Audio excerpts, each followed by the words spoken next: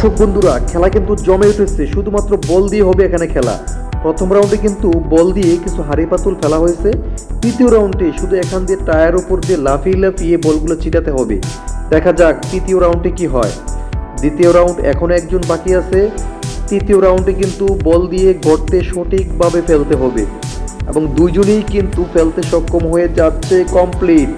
চতুর্থ রাউন্ডে কিন্তু আবারও বল দিয়ে নেটের মধ্যে রাখতে হবে। একটি রাখতে পারলেই কিন্তু চতুর্থ রাউন্ড কমপ্লিট।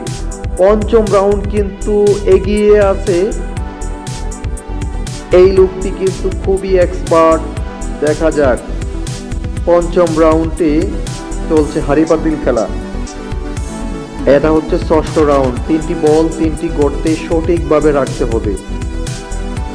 না পারলে কিন্তু দ্বিতীয়বার ট্রাই করা যাবে এবং সে কিন্তু এই দ্বিতীয়বারের জন্য ট্রাই করতেছে। বারবার চেষ্টা করা যাবে, কোনো সমস্যা নেই। তৃতীয় রাউন্ড, ষষ্ঠ রাউন্ড কিন্তু সে কমপ্লিট করে ফেললো। এখন সপ্তম রাউন্ড। তিনটি কোর্টের মধ্যে তিনবার তিনটি বল ফেলতে হবে। বারবার ট্রাই করার সুযোগ আছে। সপ্তম রাউন্ড, দেখা যাক কি হয়।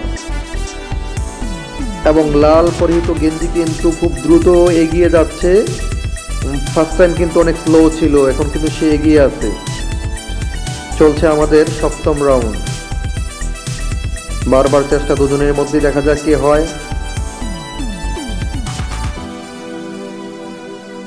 সপ্তম রাউন্ডে কিন্তু একজনও পারতেছে না। ওহো, বারবার মিস হচ্ছে। হলুদ তো একেবারেই স্লো হয়ে গেছে।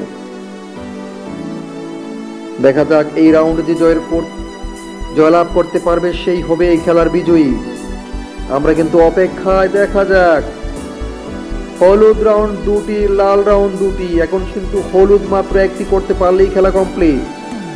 অবশ্যই